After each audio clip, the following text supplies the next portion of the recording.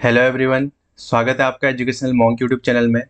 आज का हमारा टॉपिक है इंडियन हिस्ट्री से यानी कि भारतीय इतिहास से, भारतीय इतिहास में भी मॉडर्न हिस्ट्री यानी कि आधुनिक भारत से, भारत में गवर्नर जनरल और वॉइसरॉय। ये आपके एग्जाम के लिए काफ़ी ज़्यादा इंपॉर्टेंट टॉपिक है। इस लेक्चर में हम गवर्नर जनरल के टाइम पीरियड को देखेंगे, जैसे फॉर एग्जांपल 1773 में वारेन हेस्टिंग आया था, कब तक रहा था। इस तरीके से क्रोनोलॉजिकल ऑर्डर में लगाने आते हैं, कालानुक्रम में व्यवस्थित करने, इस तरीके से मिलान करो वाले क्वेश्चन आते हैं, तो उनमें काफ़ी हेल्प करता है। साथ ही साथ इनसे संबंधित जो भी महत्वपूर्ण घटनाएं हैं उनको भी हम डिस्कस करेंगे, ताकि हमें जो हिस्ट्री से लिंक करने में जो आसानी होगी। जो मॉडर्न हिस्ट्री के जो इंपॉर्टेंट घटनाएं हैं उस समय कौन गवर्नर जनरल था और कौन कौन सी घटनाएं हुई थी, तो इससे क्या होता है, लिंक करके हिस्ट्री काफ़ी आसान हो जाती है समझनी। ये लेक्चर आपके आगामी एग्जाम जो भी हैं उन सब के लिए काफ़ी ज़्यादा इंपॉर्टेंट होने वाला है। तो लेक्चर की शुरुआत करते हैं। सबसे पहले देखते हैं गवर्नर जनरल और वॉइसरॉय में अंतर क्या होता है। देखो, अंग्रेज क्या है, सबसे पहले व्यापारी बनकर आए थे। व्यापारी बनकर आए थे, फिर इन्होंने अपनी कोठियाँ बनानी शुरू करी और इन्होंने अपना गढ़ शुरुआती दौर में कहाँ रखा, कलकत्ता में। कलकत्ता यानी कि बंगाल वाला जो इलाका है उसी को इन्होंने शुरुआत में क्या करा था, अपना गढ़ की तरह या अपना एक इनिशियल बेस की तरह उसे बनाया था। तो सबसे पहले व्यापारी बनकर आए, इन्होंने क्या करा, सबसे पहले गवर्नर बनाए। बंगाल में सबसे पहले गवर्नर बनाए, फिर गवर्नर के बाद गवर्नर जनरल बनाए, फिर गवर्नर जनरल के बाद वॉइसरॉय बनाए। इस तरीके से चीज़ें चली। मतलब पहले क्या है, अधिकार कुछ सीमित थे, फिर अधिकार बढ़ाए, गवर्नर जनरल बना दिया, फिर और बढ़ाकर फिर वॉइसरॉय यानी कि ऑल ओवर इंडिया में इस तरीके से चीज़ें चली। तो ये सब जो टाइम पीरियड रहा था, ये कब से कब तक रहा था, गवर्नर जनरल और वॉइसरॉय का 1757 से लेके 1948 तक। 1757 में प्लासी का युद्ध और 1947 में जो इंडिया आज़ाद हुई उसके बाद लास्ट हमारे राजगोपालाचार्य रहे थे 1948 में, तो वहाँ तक हम ये डिस्कस करेंगे। तो देखते हैं गवर्नर जनरल और वायसराय में अंतर क्या होता है। गवर्नर जनरल क्या होते हैं, सबसे पहले जैसे कि मैंने बताया क्या हुआ, बंगाल में इन्होंने अपना बेस बनाया, तो सबसे पहले इन्होंने क्या बोला, गवर्नर जनरल ऑफ बंगाल बनाया। यानी कि बंगाल में जैसे जो इन्हें दीवानी अधिकार प्राप्त हो गए थे, तो उसके तहत इन्होंने यहाँ बंगाल में गवर्नर जनरल बनाया। फिर उस गवर्नर जनरल की पावर को इंक्रीज करके जो बंगाल का गवर्नर जनरल था उसी को क्या बोल दिया बाद में, गवर्नर जनरल ऑफ इंडिया बोल दिया। अब ये क्या करेगा, पूरे इंडिया पे शासन करेगा। फिर उसी को थोड़ा सा जो रेगुलेटिंग एक्ट अलग अलग आते रहते थे, फिर उसके बाद क्या हुआ, जब ब्रिटिश क्राउन के अंदर आया तो इसको वायसराय बोलना शुरू कर दिया। इस तरीके से चीज़ें चली। तो अगर इनका काल हम देखें तो गवर्नर जनरल ऑफ बंगाल कब से कब तक रहे थे, 1773 से 1833 तक गवर्नर जनरल ऑफ बंगाल रहा था। इससे पहले सिर्फ गवर्नर रहा था, और उसमें भी हमें सिर्फ एक नाम पढ़ना है, क्या, क्लाइव। क्लाइव रहा था सबसे पहले, अभी आगे देखेंगे हम। वो गवर्नर ऑफ बंगाल रहा था, फिर गवर्नर जनरल ऑफ बंगाल बना दिया था 1773 में। फिर गवर्नर जनरल ऑफ इंडिया आया 1833 में, जो चार्टर्ड एक्ट आया था उसके तहत क्या हुआ, 1833 से 1858 तक क्या रहा, गवर्नर जनरल ऑफ इंडिया बना दिया गया। फिर 1858 में जब ब्रिटिश क्राउन के अधीन शासन चले गया ईस्ट इंडिया कंपनी से, तो क्या बना दिया गया, वॉइसरॉय बनाया गया। 1858 से लेकर 1947 तक ये वॉइसरॉय रहे। इनकी नियुक्ति गवर्नर जनरल ऑफ बंगाल की ईस्ट इंडिया कंपनी द्वारा, गवर्नर जनरल ऑफ इंडिया की ईस्ट इंडिया कंपनी द्वारा, ईस्ट इंडिया कंपनी के द्वारा ही 1858 तक चला था। फिर 1857 में जो विद्रोह हुआ था उसके बाद 1858 में क्या हुआ था, ब्रिटिश क्राउन के अधीन ये चीज़ें आ गई थी, तो फिर इनको वॉइसरॉय बोला गया। गवर्नर जनरल ऑफ बंगाल क्या होते थे, प्रशासनिक प्रमुख। गवर्नर जनरल ऑफ इंडिया भी प्रशासनिक प्रमुख थे। और जो वॉइसरॉय था वो ब्रिटिश सम्राट का प्रतिनिधि था, यानी कि ब्रिटिश रूल एक्चुअल में जो बोलेंगे क्राउन के अधीन जो चला था उसी के तहत ये प्रतिनिधि की तरह कार्य करता था वॉइसरॉय। और इसके पास काफ़ी ज़्यादा पावर होती थी, यानी कि एक पावरफुल पोजीशन थी। ब्रिटिशर्स तो वहाँ बैठे रहते थे ब्रिटेन में, ये क्या करता था, इंडिया पे राज करता था। यहाँ के जो भी रूल रेगुलेशन सब कुछ क्या होते थे, इसी के अंडर होते थे। इस तरीके से चीज़ें चलती थी। अब देखते हैं सबसे पहले बंगाल का गवर्नर। सबसे पहले शुरुआत जो करी किसने करी, क्लाइव ने करी। ये है क्लाइव, इसको देख रहे हो आप, फेस पे काफ़ी स्माइल है। तो देख सकते हैं बंगाल का गवर्नर जनरल क्या हुआ था, सबसे पहले रॉबर्ट क्लाइव आया था। तो क्लाइव ने ही क्या करा था, ब्रिटिश भारत का एक तरीके से इसे संस्थापक भी बोला जाता है, क्योंकि इसने क्या करा था, सबसे पहले सिराजुद्दौला को बेवकूफ़ी के तहत, मतलब उस सिराजुद्दौला की बेवकूफ़ी और इसकी चालाकी के तहत क्या करा था, इसने प्लासी के युद्ध में हराया था। अभी देखते हैं रॉबर्ट क्लाइव को क्या बोला जाता है, ब्रिटिश सरकार का संस्थापक बोला जाता है। क्यों, क्योंकि इसने ईस्ट इंडिया कंपनी को इस्टेब्लिश होने में मदद करी। ईस्ट इंडिया कंपनी को बंगाल में राजनीतिक शक्ति दिलाने में मदद करी थी। इसी के प्रयासों से क्या हुआ था, ब्रिटिश शासन की एक्चुअल में नींव पड़ी थी, ये ध्यान रखिएगा। फिर इसने गवर्नर के रूप में कार्य करा, गवर्नर ऑफ बंगाल के रूप में कार्य करा। तो इसके दो कार्यकाल रहे थे 1757 से लेकर 1760 तक, जिसमें क्या हुआ था, इसने प्लासी का युद्ध, सबसे पहले जो निर्णायक युद्ध था एक तरीके से ईस्ट इंडिया कंपनी को पांव जमाने में जिसने बहुत ज़्यादा हेल्प करी, वो कौन सा था, प्लासी का युद्ध 1757 में हुआ था। इसमें क्या था, एक तरफ क्लाइव की सेना थी और दूसरी तरफ क्या था, सिराजुद्दौला, सिराजुद्दौला के बीच युद्ध हुआ था। और सिराजुद्दौला का जो एक तरीके से सेनापति बोल सकते हैं मीर जाफर, उसने धोखे से सिराजुद्दौला को मरवा दिया था। और ये युद्ध एक तरीके से एक छोटा सा युद्ध बेसिकली बोल सकते हैं, एक छोटी सी झड़प के तहत ही रह गया था ये, क्योंकि सिराजुद्दौला की मृत्यु हो गई थी, मीर जाफर भाग गया था, इस तरीके की चीज़ें चली थी। और प्लासी का युद्ध 1757 में हुआ था, ये ध्यान रखिएगा। इसके बाद क्या हुआ, बंगाल का एक गवर्नर बना और इसने फिर बंगाल में अपना शासन एक तरीके से ईस्ट इंडिया कंपनी के तौर पर शुरू कर दिया। फिर इसका दूसरा कार्यकाल है, फिर ये यहाँ से काफ़ी सारा पैसा वैसा लूट के ये गया लंदन। तो फिर क्या हुआ, फिर चीज़ें इसी तरीके से चल रही थी। फिर बक्सर का युद्ध हो जाता है, 1764 में बक्सर का युद्ध हो जाता है। फिर उसके बाद इसे दोबारा बुलाया जाता है, 1765 से लेकर 1767 तक दोबारा ये रहता है। फिर इसे गवर्नर के साथ साथ कमांडर इन चीफ भी बना दिया जाता है, क्योंकि इसने काफ़ी अच्छा प्रदर्शन करा था प्लासी के युद्ध में और ईस्ट इंडिया कंपनी को इस्टेब्लिश करा था। तो फिर इसको थोड़ा सा और एडिशनल पोजीशन दे दी गई थी और कुछ टाइम और ये रहा था, 1765 से लेकर 1767 तक। फिर इसके बाद जो गवर्नर ऑफ बंगाल को क्या बोल दिया गया, बंगाल का गवर्नर जनरल बना दिया गया, गवर्नर जनरल ऑफ बंगाल बोल दिया गया। फिर यहाँ यहीं से शुरुआत होती है 1773 से किसकी, गवर्नर जनरल की। तो पहला गवर्नर जनरल कौन था, लॉर्ड वॉरेन हेस्टिंग। वैसे लॉर्ड लगाने लायक तो कोई भी नहीं है, सारे के सारे जितने भी थे अपने ही हितों की पूर्ति कर रहे थे भारतीयों को लूट कर, बट ये अपनी रिस्पेक्ट में लगा देते थे। ऐसे बुक्स में होता है तो इस तरीके से लिखना पड़ता है, ठीक है, एग्जाम में क्वेश्चन इस तरीके से आते हैं, तो नॉट एन इशू। सबसे पहले वॉरेन हेस्टिंग 1773 से 1785 तक। तो इसमें सबसे पहले क्या हुआ, रेगुलेटिंग एक्ट, जो जो महत्वपूर्ण घटना है वो मैंने यहाँ पे मेंशन कर रखी है। रेगुलेटिंग एक्ट आया था 1773 में, जिसके तहत क्या किया गया था, इसे बंगाल का प्रथम गवर्नर जनरल बनाया गया था। ये है वॉरेन हेस्टिंग। फिर पिट्स इंडिया एक्ट आया था इसी के समय 1784 में, डेट याद रखिएगा और इनका टाइम पीरियड भी याद रखिएगा जो जो है, 1773 से 1750 तक वॉरेन हेस्टिंग का, ठीक है। प्रथम आंग्ल मराठा युद्ध हुआ था इसके समय 1775 से लेकर 1782 तक। फिर सालबाई की संधि हुई थी 1782 में, जिसके तहत ये युद्ध की समाप्ति हुई थी। फिर द्वितीय आंग्ल मैसूर युद्ध हुआ था इसी के समय 1780 से लेकर 1784 तक, द्वितीय आंग्ल मैसूर युद्ध। अच्छा, प्रथम आंग्ल मैसूर युद्ध कब हुआ था, फर्स्ट आंग्ल मैसूर युद्ध, एएम आंग्ल मैसूर युद्ध की बात कर रहा हूं मैं, ये हुआ था आपका 1767 से लेकर 1769 तक।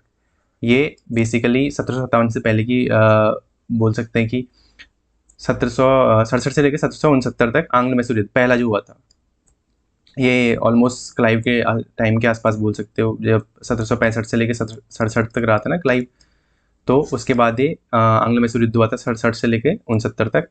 फिर उसके बाद द्वितीय हुआ था 1780 से लेकर 1784 तक। फिर इसी वॉरेन हेस्टिंग के टाइम पे क्या हुआ था, बंगाल में एशियाटिक सोसाइटी की स्थापना हुई थी 1784 में, इंपोर्टेंट है।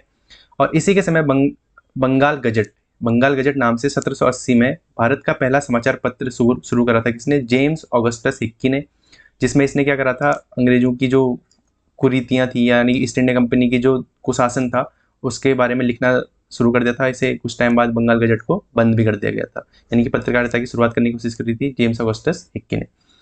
फिर इसके बाद आता है इंपोर्टेंट कौन, कॉर्नवालिस। कॉर्नवालिस 1786 से लेके 1793 तक, इसके समय हुआ था तृतीय आंग्ल मैसूर युद्ध। पहला आंग्ल मैसूर युद्ध हुआ था 67 से 69 तक, 1767 से 1769 तक। और द्वितीय आंग्ल मैसूर युद्ध था 80 से 84 तक। तृतीय आंग्ल मैसूर युद्ध हुआ था 1790 से 1792 तक। श्रीरंगपट्टनम की संधि हुई थी, टीपू सुल्तान और कॉर्नवालिस उस समय क्या था, गवर्नर जनरल था। स्थायी बंदोबस्त इसी के समय आया था 1793 में, जिसे परमानेंट सेटलमेंट भी बोला जाता है। स्थायी बंदोबस्त की शुरुआत करी थी, ये भूमि बंदोबस्त का एक प्रकार था कॉर्नवालिस के समय। कॉर्नवालिस को क्या बोला जाता है, भारतीय सिविल सेवा का जनक भी बोला जाता है, और इसने अधिकतर ये इंडिया में ही रहा और इसकी डेथ भी इंडिया में ही हुई थी, गाजीपुर उत्तर प्रदेश में 1805 में इसकी मृत्यु भी हुई थी, वहीं इसकी समाधि भी है इसकी कॉर्नवालिस की। ये है कॉर्नवालिस, इसमें इंपॉर्टेंट है स्थायी बंदोबस्त। फिर अगला देखते हैं, अगला कौन था, वेलेजली। वेलेजली ये रहा था 1798 से लेके 1805 तक। इसके समय क्या हुआ था, द्वितीय आंग्ल मराठा युद्ध हुआ था 1803 से लेके 1805 तक। और चतुर्थ आंग्ल मैसूर युद्ध भी हुआ था इसी के समय 1799 में, जिसमें टीपू सुल्तान की मृत्यु हो जाती है और टीपू सुल्तान के बच्चों को अंग्रेज उठा के ले जाते हैं, इस तरीके से चीज़ें चलती हैं, ये सब होता है। चतुर्थ आंग्ल मैसूर युद्ध ये हुआ था। और लॉर्ड वेलेजली का इंपॉर्टेंट चीज़ क्या है, सहायक संधि। इसने सब्सिडरी अलायंस बनाई थी जिनको सहायक संधि बोला जाता है। इसमें क्या करा था इसने, सबसे पहले हैदराबाद के जो निजाम थे उनसे सहायक संधि करी थी। सहायक संधि में क्या होता था, बेसिकली जो उनका क्षेत्र है, जैसे फॉर एग्जांपल निजाम का जो क्षेत्र है वहाँ क्या होगा, एक अंग्रेज रेजिडेंट रखना होगा, अंग्रेज ही उनकी क्या करेंगे, सैन्य रूप में सहायता करेंगे, और एक जो अंग्रेज जो सहायता कर रहे हैं उसके लिए इन्हें कुछ टैक्स देना पड़ेगा। इस तरीके से इन्होंने अलायंस बनाई थी जिसमें अंग्रेजों का काफ़ी बेनिफिट हो रहा था और धीरे धीरे इनको इंडिया में अपने पाँव पसारने में मदद हो रही थी। तो सहायक संधि काफ़ी इंपॉर्टेंट है। फिर इसी के तहत क्या आती है, डॉक्ट्राइन ऑफ लैप्स आती है, जिसे व्यवगत सिद्धांत बोलते हैं, वो इसी का अग्रसर था। सहायक संधि से ही उसको मदद मिली थी, फिर डलहौजी लेके आया था डॉक्ट्राइन ऑफ लैप्स। तो सहायक संधि की शुरुआत सबसे पहले हैदराबाद ने मानी थी 1798 में, फिर मैसूर और तंजौर ने 1799 में, फिर अवध ने 1801 में, पेशवा ने 1802 में, 1802 में बेसिन की संधि भी हुई थी, ये भी ध्यान रखिएगा, और सिंधिया ने 1803 में। सहायक संधि इंपॉर्टेंट है, ध्यान रखिएगा, वेलेस्ली के टाइम की।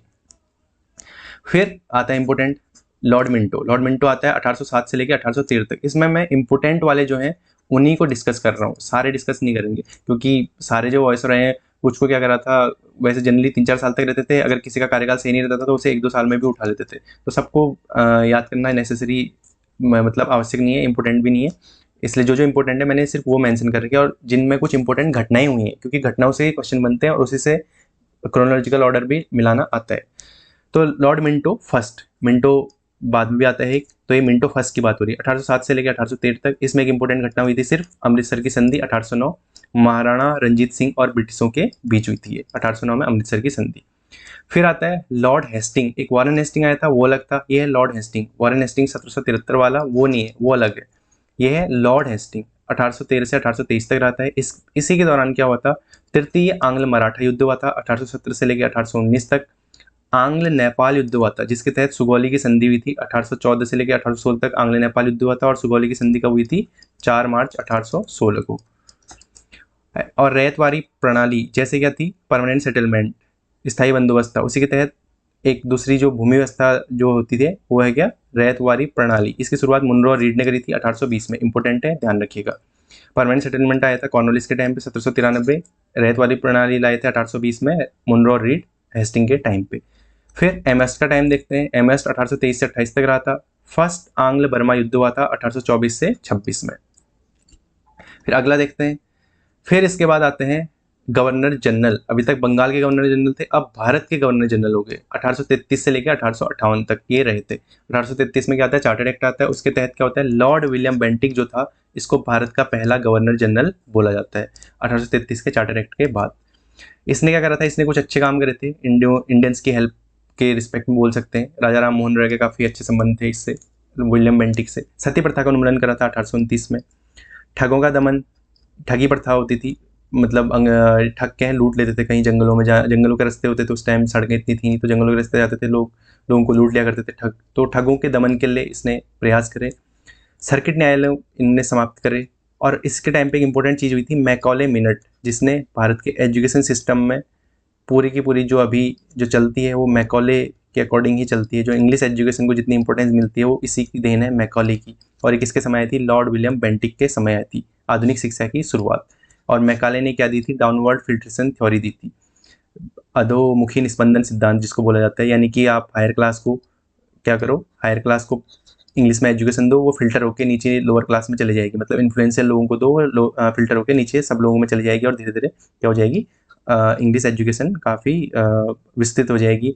और मैकाले का तो क्या था, एक तरीके से मोटो था कि जो चमड़ी से भारतीय होनी चाहिए लेकिन मन यानी कि मानसिकता से और विचारों से क्या होनी चाहिए, विदेशी यानी कि अंग्रेज होनी चाहिए। इस तरीके की इसकी फिलॉसफी थी मैकाले की, ठीक है, ये चीज़ ध्यान रखिएगा विलियम बेंटिक के टाइम पे। फिर मेटकॉप के टाइम पे 1835 से 36 तक रहा था ये। और इसमें इंपॉर्टेंट एक घटना हुई थी, भारतीय प्रेस का मुक्तिदाता। 1835 में इसी के समय प्रेस एक्ट लाया था जिसके तहत प्रेस पे जो प्रतिबंध लगे थे उनको हटाया गया था, इसीलिए इसे क्या बोला जाता है, भारतीय प्रेस का मुक्तिदाता बोला जाता है, लिबरेटर ऑफ प्रेस बोला जाता है। ऐसे इसके बाद आता है लॉर्ड ऑकलैंड आया था 1836 से 1842 तक। ऑकलैंड आया था, ऑकलैंड के टाइम पे क्या हुआ था, इंपॉर्टेंट घटना, प्रथम आंग्ल अफगान युद्ध हुआ था 1838 से लेके 42 तक, बस इतना याद रखिएगा। अगला फिर आता है हार्डिंग, हार्डिंगे प्रथम, हार्डिंगे प्रथम आता है 1844 से लेके 48 तक। इसके समय क्या हुआ था, प्रथम आंग्ल सिख युद्ध हुआ था 1846 में। 1846 में क्या हुआ था, प्रथम आंग्ल सिख युद्ध हुआ था, बस ये याद रखिएगा। फिर इसके बाद आता है डलहौजी, डलहौजी का टाइम पीरियड काफ़ी इंपॉर्टेंट है, 1848 से लेकर 1856 तक रहा था। इसके समय में बहुत सारी घटनाएं हुई थी और उसमें इंपॉर्टेंट घटना कौन सी है, व्यवगत सिद्धांत यानी कि डॉक्ट्राइन ऑफ लैप्स। इसके तहत क्या होता था, अगर किसी राजा के शासनकाल में, यानी कि राजा होते थे अलग अलग, राज दरबार होते थे, जैसे झांसी का हो गया, उदयपुर हो गया, राजघराने थे। तो वहाँ अगर राजा की डेथ के बाद अगर उसका कोई पुरुष उत्तराधिकारी नहीं होता था तो वो क्या कर देता था, इसका व्यवगत सिद्धांत के अंदर क्या था, वो किसके अधीन आ जाएगा, अगर कोई पुरुष उसका उत्तराधिकारी नहीं है तो वो किसके अधीन आ जाएगा, अंग्रेजों के अधीन। ये क्या थी, डॉक्ट्रिन ऑफ लैप्स पॉलिसी थी, यानी कि उसका बोल सकते हैं कि एक उसका खुद का बच्चा होना चाहिए, एडॉप्टेड भी नहीं होना चाहिए, इस तरीके से चीज़ें चलती थी। तो ये इस तरीके से उसने क्या करे, बहुत सारे क्षेत्र हथिया लिए, जो रजवाड़े राजा रजवाड़े होते थे उनके जो एरियाज हैं वो सारे कैप्चर कर लिए थे। व्यवगत सिद्धांत के तहत किसने, डलहौजी ने अंग्रेजी शासन के अंदर डाल देते सारे के सारे जो भी एरियाज थे। जैसे सबसे पहले इसमें कौन आया था, सतारा, 1848 में सतारा को लिया था इसने, सतारा को कैप्चर करा था। फिर जैतपुर और संबलपुर को 1849 में कैप्चर करा, फिर उदयपुर को 1852 में कैप्चर करा, फिर झांसी को 1853 में कैप्चर करा, फिर अवध को 1856 में कैप्चर करा। और अवध के लिए इसने एक स्टेटमेंट भी बोला था कि अवध तो एक चेरी की तरह है, ये कभी ना कभी अंग्रेजों के अंदर आना ही है, बस इसमें एक थोड़ी सी एक पहल होनी चाहिए, बस सीधे अंग्रेजों के अधीन आ जाएगा। तो इसी के तहत इसने 1856 में अवध को कैप्चर कर भी लिया अंग्रेजों के अधीन। तो इंपॉर्टेंट डेट है, याद रखिएगा, इंपॉर्टेंट ईयर्स हैं, याद रखिएगा। इसी के समय में डलहौजी के टाइम पे क्या हुआ था, कुछ एक बोल सकते हैं विकास के भी काम हुए थे। प्रथम रेलवे लाइन की शुरुआत 1853 बॉम्बे से ठाणे 34 किलोमीटर। बेसिकली ये इंडियंस के लिए नहीं थी, ये अंग्रेजों के बेनिफिट के लिए थी, क्योंकि जो कच्चा माल है यहाँ से ब्रिटेन पहुँचाना था। तो उसके लिए क्या करा इसने, रेलवे लाइनों की शुरुआत करी। तो रेलवे लाइनों के जो अभी भी चल रही हैं ये अंग्रेजों के टाइम की बनाई हुई हैं, भारतीयों को पीट पीट कर बनाई जाती थी। उनसे 22-22 घंटा, 20 घंटा, 24 घंटा ऐसे मजदूरी करके रेलवे लाइनें बिछाई गई थी, तभी इतनी स्टेबल हैं, क्योंकि अंग्रेजों ने एक क्रूरता तरीके से जो रेलवे लाइनें बिछाई थी उस टाइम पे, ठीक है। लेकिन सारे का सारा क्या था, इन्हीं के बेनिफिट के लिए था, अंग्रेजों की ही। इसके समय क्या था, विधवा पुनर्विवाह अधिनियम आया था। ईश्वर चंद्र विद्यासागर का काफ़ी प्रयास था इसमें, 1856 में आया था ये। फिर डाक अधिनियम आया था और टेलीग्राफ विस्तार करा था इसने। वुड डिस्पैच, जो मैकाले मिनट आया था उसको इसने नकारा था, वुड डिस्पैच ने। वुड डिस्पैच को क्या बोला जाता है, भारतीय शिक्षा का मैग्ना कार्टा बोला जाता है। वुड डिस्पैच के कब आया था, 1854 में आया था। इसके तहत क्या बोला था इसने, प्राथमिक शिक्षा की बात करी थी। प्राथमिक शिक्षा कौन से, यानी कि लोकल लैंग्वेज में, वर्नाकुलर लैंग्वेज में देनी चाहिए। फिर माध्यमिक शिक्षा को mix local plus vernacular, local plus English में देनी चाहिए, और उच्च शिक्षा इंग्लिश में देनी चाहिए। इस तरीके से इसने बातें बोली थी। फिर पीडब्ल्यूडी का भी निर्माण किया गया डलहौजी के टाइम पे, लोक निर्माण विभाग की स्थापना की गई। द्वितीय आंग्ल सिख युद्ध भी इसी के समय हुआ था, 1848 से लेकर 49 के बीच में डलहौजी के टाइम पे। अगला देखते हैं। फिर आ जाते हैं भारत के वॉइसरॉय। फिर क्या होता है, 1857 की क्रांति होती है। फिर उसके बाद वॉइसरॉय बोलना शुरू कर दिया था। तो कैनिंग का समय आता है 1856 से लेकर 62 तक। पहले ये क्या था, भारत का गवर्नर जनरल रहा था 57 तक, 1857 तक भारत का गवर्नर जनरल रहा था, ये है कैनिंग।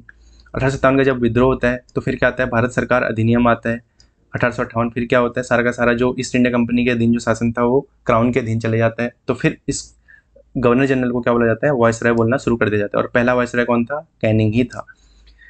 कैनिंग के समय क्या हुआ था, आईपीसी इंडियन पिनल कोड यानी कि भारतीय न्याय संहिता 1860 ये आई थी, जिसको अब बीएनएस से ने प्रतिस्थापित कर दिया है, भारतीय न्याय संहिता बन गई। पहले क्या था, इंडियन पिनल कोड था, भारतीय दंड संहिता था पहले इसका नाम 1860। अब क्या बन गई, बीएनएस भारतीय न्याय संहिता, ठीक है, ये भी ध्यान रखिएगा। और कैनिंग के टाइम पे क्या हुआ था, 1857 में ही इसके समय कोलकाता में, मद्रास में और बॉम्बे में क्या खोले गए, यूनिवर्सिटीज। 3 यूनिवर्सिटीज खोली गई, 3 विश्वविद्यालय खोले गए इसी के समय में 1857 में। और कैनिंग के समय में एक श्वेत विद्रोह भी हुआ था, क्योंकि 1857 की जो क्रांति हुई थी उसके बाद क्या हुआ था, सारा का सारा क्राउन ने ले लिया था 1858 में। तो इसी के लिए विद्रोह करा था अंग्रेजों ने 1859 में, यानी कि अंग्रेजों का विद्रोह था, इसीलिए व्हाइट म्यूटिनी बोला जाता है, श्वेत विद्रोह बोला जाता है। इसके तहत क्या हुआ था, जो अंग्रेज सैनिक थे उनका कॉन्टैक्ट किसके साथ था, ईस्ट इंडिया कंपनी के साथ था।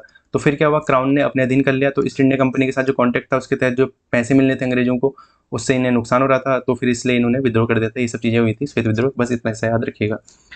और इसने क्या करा था कैनिंग के टाइम पे, हाँ एक इम्पोर्टेंट चीज़ ये भी है, इसने पुलिस विभाग, इसके समय में पुलिस विभाग की स्थापना भी हुई थी 1861 में, ये भी ध्यान रखिएगा। फिर आता है इंपॉर्टेंट टाइम, मेयो का टाइम 1869 से 1872। इसके समय इंपॉर्टेंट चीज़ क्या है, प्रथम असंगठित जनगणना। अगर जनगणना की बात करें तो सबसे पहले इसी ने कोशिश करी थी 1872 में। और सबसे पहले जिस सिटी की जनगणना की गई थी वो कौन सी थी, ढाका, जो अभी बांग्लादेश की कैपिटल उसमें इंडिया के अंदर आता था। और इसके जो कमिश्नर बनाए गए थे WC प्रॉडन थे, पहले सेंसस कमिश्नर, ये भी याद रखिएगा। सांख्यिकी सर्वेक्षण की स्थापना करी थी मेयो के टाइम पे। और मेयो कॉलेज भी है काफ़ी फेमस राजस्थान में, यहाँ काफ़ी मतलब रिच लोग पढ़ते हैं और काफ़ी अच्छी पढ़ाई होती है, इस तरीके से चीज़ें बोली जाती थी।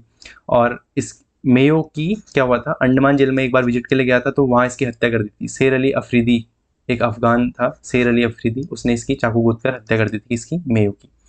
एकमात्र वायसराय जिसकी हत्या कर दी गई थी, ठीक है, ये भी ध्यान रखिएगा कौन था, मेयो था।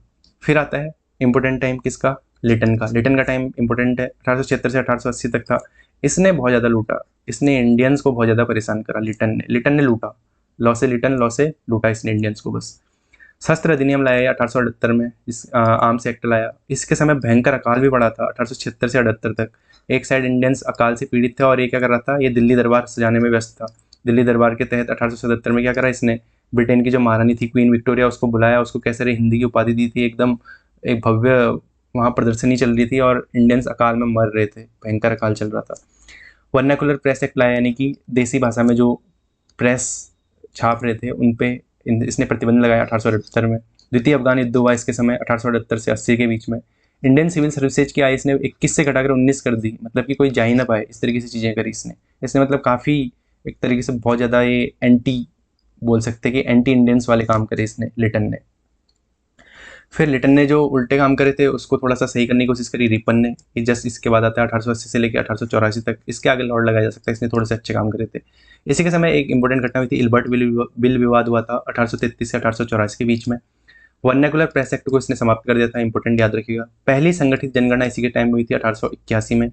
स्थानीय स्वशासन का जनक भी बोला जाता है इसे, यानी कि लोकल सेल्फ गवर्नेंस का इसे जनक बोला जाता है, किसे, रिपन को। हंटर आयोग की स्थापना, शिक्षा के लिए हंटर आयोग बनाया गया था 1882 में। ध्यान रखना है किसके लिए था, शिक्षा के लिए था हंटर आयोग। प्रथम कारखाना अधिनियम आया था 1881 में, इसी के समय आया था, ताकि जो मजदूर होते हैं फैक्ट्री में जो काम करने वाले लोग होते हैं उनके लिए थोड़ा सा बेनिफिट के लिए कुछ काम किया जा सके। रिपन के टाइम पे ये चीज़ें हुई थी। फिर इसके बाद इंपॉर्टेंट आता है डफरिन का काल 1884 से 88। इसमें सिर्फ एक इंपॉर्टेंट घटना है, भारतीय राष्ट्रीय कांग्रेस की स्थापना 1885 में। किसने करी थी भारतीय राष्ट्रीय कांग्रेस की स्थापना, ए.ओ. ह्यूम। ए.ओ. ह्यूम क्या था, ऑर्निथोलॉजिस्ट था, यानी कि पक्षी विज्ञानी था। ये भी क्वेश्चन पूछा जाता है, पक्षी विज्ञानी था। फिर इसके बाद लैंसडाउन आता है 1888 से 94। इसके समय क्या हुआ था, डूरंड आयोग 1893। आपने डूरंड लाइन का नाम सुना होगा, इंडिया और अफगानिस्तान के बीच में जो बॉर्डर है वो क्या है, डूरंड लाइन, वो इसी के तहत है डूरंड आयोग। बेसिकली उस समय क्या था, जो पाकिस्तान का बॉर्डर और अफगानिस्तान का बॉर्डर, उसके बीच में डूरंड लाइन बनाई थी, क्योंकि पाकिस्तान क्या था, इंडिया का ही पार्ट था, तो इंडिया और अफगानिस्तान के बीच में बोल सकते हैं डूरंड लाइन उस समय जो बनाई गई थी। ये क्या थी, डूरंड आयोग के तहत 1893 में बनाए थे लैंसडाउन के समय। अगला है कर्जन का टाइम। कर्जन ने तो बंगाल विभाजन, सबसे फेमस इसका यही काम है, 1899 से 1905 तक ही रहा था। भारतीय विश्वविद्यालय अधिनियम लाया था 1904 में। कलकत्ता निगम अधिनियम लाया था, कलकत्ता कॉर्पोरेशन एक्ट लाया था।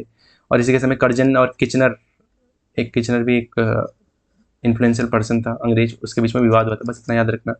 प्राचीन भारतीय स्मारक संरक्षण अधिनियम, जो क्या है, हमारे मॉन्यूमेंट्स हैं, हिस्टोरिकल मॉन्यूमेंट्स हैं, उनके संरक्षण के लिए इसने काम करा था 1904 में। कर्जन को थोड़ा सा मतलब हिस्ट्री यानी कि एंशिएंट चीज़ों से लगाव था, तो इसलिए इसने संरक्षण के लिए, धरोहरों के संरक्षण के लिए ये एक्ट लाया था, कौन सा, प्राचीन स्मारक संरक्षण अधिनियम 1904 में। यंग हस्बैंड मिशन तिब्बत के लिए, तिब्बत के साथ संधि समझौता और व्यापार को बढ़ाने के लिए 1904 में यंग हस्बैंड मिशन भी इसने भेजा था तिब्बत में, किसने, कर्जन के समय। ठीक है, ये हो गया कर्जन का टाइम। फिर इसके बाद आता है मिंटो। मिंटो पहले भी आया था, ये मिंटो द्वितीय है, 1905 से लेकर 1910 को। इसी के मॉर्ले मिंटो रिफॉर्म भी जो बोला जाता है 1909 में जो आया था, वो भी इसी के टाइम आया था, मॉर्ले मिंटो रिफॉर्म। मिंटो क्या था, वॉयसरॉय था, और मॉर्ले क्या था, भारत सचिव था। मुस्लिम लीग की स्थापना हुई थी इसी के समय में 1906 में। सूरत विभाजन भी हुआ था इसी के समय में 1907 में। गरम दल और नरम दल, कांग्रेस में दो दल बन गए थे, गरम दल और नरम दल। और इसी ने क्या करा था, सांप्रदायिकता की शुरुआत भी की थी इसी के समय। इसने मुस्लिमों को अलग से एक आप निर्वाचन के लिए चीज़ें करने की शुरू कर दी थी, यानी कि मुस्लिमों को जो वोट दिया जाएगा वो मुस्लिमों द्वारा ही दिया जाएगा। इस तरीके से इसने विभाजन की जो नीति की शुरुआत यहीं से हुई थी एक्चुअल में, मुस्लिम लीग की स्थापना करके और ये सब चीज़ें करके मिंटो ने करी थी। फिर आता है हॉर्डिंगे द्वितीय, 1910 से 1916 के बीच में। इसके समय तीसरा दिल्ली दरबार लगाया गया 1911 में। अच्छा, दिल्ली दरबार भी याद रखिएगा, 3 लगे थे, फर्स्ट, सेकंड, थर्ड। एक तो पहला हमने देखा था लिटन के टाइम पे, लिटन के टाइम पे लगा था, महारानी विक्टोरिया आई थी, कैसरे हिंदी की उपाधि दी थी। दूसरा लगा था कर्जन के टाइम पे, कर्जन के टाइम पे 1903 में, लिटन के टाइम पे लगाया था 1877 में, कर्जन के टाइम पे 1903 में लगाया था। इसमें किंग एडवर्ड सेवन आया था, किंग एडवर्ड 7 आया था। और फिर जो थर्ड लगाया था, ये तीसरा दिल्ली दरबार 1911 में जो लगाया था, ये हार्डिंगे के टाइम पे लगाया था, हार्डिंग तृतीय के टाइम पे। और इसमें कौन आया था, किंग जॉर्ज पंचम आया था इसमें। तो इसने क्या करा था, जो बंगाल विभाजन हुआ था उसको रद्द कर दिया था, और राजधानी दिल्ली, कलकत्ता से दिल्ली स्थानांतरित भी हुई थी इसी के समय में। इसने बंगाल विभाजन को भी रद्द करा था, ये भी इंपॉर्टेंट याद रखिएगा। Royal commission on civil services भी बनाया था 1912 में, इसी के समय, हार्डिंगे के समय। फिर आता है चैम्प्सफोर्ड के समय 1916 से 1921 का टाइम था, ये काफ़ी इंपॉर्टेंट टाइम था। इसी दौरान क्या हुआ था, आपका कांग्रेस का अधिवेशन हुआ था, जिसमें लखनऊ जो अधिवेशन हुआ था, जिसमें कांग्रेस और मुस्लिम लीग के बीच समझौता हो गया था। ये कब हुआ था, 1916 में, इसी के टाइम पीरियड में। मॉन्टेग्यू चैम्प्सफोर्ड सुधार आया 1919 में, जिसे भारत शासन अधिनियम 1919 भी बोला जाता है। रॉलेट एक्ट आया इसी के टाइम पे 1919 में। रॉलेट एक्ट के तहत किसी को भी बिना किसी रीजन के अंग्रेज गिरफ्तार कर सकते थे। जलियांवाला बाग हत्याकांड भी हुआ इसी के टाइम पे, जनरल डायर ने गोलियां चला दी थी निहत्थे लोगों पे 1919 में। और चैम्प्सफोर्ड के टाइम पे ही गांधी जी के जो सत्याग्रह हैं उनकी भी शुरुआत हुई थी। चंपारण हुआ था 1917 में, खेड़ा हुआ था 1918 में, ये पता होनी चाहिए। अहमदाबाद हुआ था, अहमदाबाद मिल स्ट्राइक हुई थी 1918 में ही हुई थी, भी अनुसुईया साराभाई ये सब लोग थे इसमें। और गांधी जी की साउथ अफ्रीका से वापसी कब हुई थी, 1915 में, ये भी याद रखिएगा। दक्षिण अफ्रीका से वापसी 1915 में गांधी जी ने करी थी। फिर लॉर्ड रीडिंग का टाइम आता है 1921 से लेकर 26 तक। चौरी चौरा घटना होती है 1922 में, जिसमें गांधी जी अपना असहयोग आंदोलन रोक देते हैं चौरी चौरा घटना के बाद। काकोरी इंसिडेंट हुआ था 1925 में। स्वराज पार्टी की स्थापना हुई थी 1923 में। ये सब रीडिंग के टाइम पे। फिर आता है इरविन का टाइम 1926 से लेकर 31 तक का। इरविन के टाइम पे क्या हुआ था, साइमन कमीशन 1928 में आया था। साइमन गो बैक के नारे लगाए गए थे, जिसमें लाला लाजपत राय को लाठी लग गई थी और उनकी मृत्यु हो गई थी, जिसके बदला लेने के लिए भगत सिंह ने सैंडर्स को गोली मार दी थी। लाहौर अधिवेशन हुआ था 1929 में। दांडी मार्च हुआ था 1930 में। सविनय अवज्ञा आंदोलन चलाया था गांधी जी ने इसी के टाइम पे, इरविन के टाइम पे। और प्रथम गोलमेज सम्मेलन, इंपॉर्टेंट है, 1930-31 में हुआ था। गोलमेज सम्मेलन जनरली ठंडों में होते थे, सितंबर अक्टूबर के टाइम पे स्टार्ट होते थे, वही ठंडों में चलते थे। अंग्रेजों को ठंड का भी पसंद थी, इसी तरह ले देते ये इस समय सम्मेलन लेते थे। प्रथम गोलमेज सम्मेलन या राउंड टेबल कॉन्फ्रेंस, फर्स्ट। फिर आता है वेलिंगटन का टाइम 1931 से लेकर 36 तक। द्वितीय गोलमेज सम्मेलन 1931 में हुआ था और तृतीय गोलमेज सम्मेलन 1932 में हुआ था। अच्छा, गोलमेज सम्मेलन को भी थोड़ा सा डिस्कस कर लेते हैं, फर्स्ट, सेकेंड और थर्ड। फर्स्ट हुआ था आपका नवंबर 1930 से लेके जनवरी 1931 तक, वही लास्ट में चलते थे। दूसरा हुआ था सितंबर 1931 से लेके दिसंबर 1931 तक। और थर्ड जो हुआ था गोलमेज सम्मेलन, ये हुआ था आपका नवंबर 1932 से लेके दिसंबर 1932 तक। पहला वाला 30-31 में, दूसरा 31 में और तीसरा 32 में। इसी विलिंगटन के टाइम पे क्या हुआ था, भारत सरकार अधिनियम भी आया था 1935 में। सांप्रदायिक घोषणा, यानी कि जिसके तहत कम्युनल अवार्ड भी बोला जाता है जिसको, यानी कि जो हिंदुओं में जो दलित हैं उनके लिए अलग से निर्वाचन मंडल की बात करने की, ये सब चीज़ें हुई थी। फिर पूना पैक्ट हुआ था गांधी जी और अम्बेडकर जी के बीच में, पूना पैक्ट हुआ था, ये भी 1932 में ही हुआ था। ये सब चीज़ें विलिंगटन के टाइम की। फिर आता है लिनलिथगो 1936 से लेकर 44 तक, ये काफ़ी लंबे टाइम तक रहा था। द्वितीय विश्व युद्ध हुआ था इसमें 1939 में। 1939 में द्वितीय विश्व युद्ध की शुरुआत हुई थी, जो कब तक चला था, 1945 तक चला था। अगस्त प्रस्ताव आया था 1940 में, इसी के समय। व्यक्तिगत सत्याग्रह शुरू करता गांधी जी ने 1940 में। भारत छोड़ो आंदोलन हुआ था 1942 में, इसी के समय। क्रिप्स मिशन आया था 1942 में, इसी के समय, लिनलिथगो के समय। फिर अगला देखते हैं, वेवेल प्लान आया था इसके समय 1944 से लेकर 47 तक रहा था। अब लास्ट का टाइम आ गया। वेवेल आया था। सीआर फार्मूला यानी कि चक्रवर्ती राजगोपालाचार्य फार्मूला दिया था 1944 में, ताकि कांग्रेस और जो मुस्लिम लीग के बीच में जो विवाद चल रहे हैं उनका समझौता किया जा सके। सीआर सूत्र आया था। इसी के तहत गांधी और जिन्ना की मीटिंग भी हुई थी, जिन्ना वार्ता भी हुई थी 1944 में, जो फेल कर गई थी। माना जाता है कि अगर गांधी जिन्ना वार्ता सफल होती तो भारत विभाजन नहीं होता, इंडिया पाकिस्तान एक होता अभी। वेवेल योजना आई थी 1945 में। कैबिनेट मिशन आया था इसी के समय, वेवेल के समय 1946 में। प्रत्यक्ष कार्रवाई दिवस 16 अगस्त 1946 को शुरू करा था किसने, मुस्लिम लीग ने। यानी कि जो भी सामने दिख रहा है उसे मार डालो, काट डालो, इस तरीके की चीज़ें करके, मतलब काफ़ी बोल सकते हैं कि कम्युनल स्पीच दी थी किसने, जिन्ना ने, इसके तहत, प्रत्यक्ष कार्यवाही दिवस के तहत। फिर आता है माउंटबेटन, जिसने अल्टीमेटली इंडिया को डिवाइड ही कर दिया, इंडिया और पाकिस्तान में। भारत का अंतिम ब्रिटिश गवर्नर जनरल यही है माउंटबेटन। माउंटबेटन प्लान भी आया था इसका ही। और फिर अल्टीमेटली भारत आज़ाद हुआ 1947 में। फिर उसके बाद भारत के एकमात्र भारतीय गवर्नर जनरल रहे थे कौन, सी राजगोपालाचारी।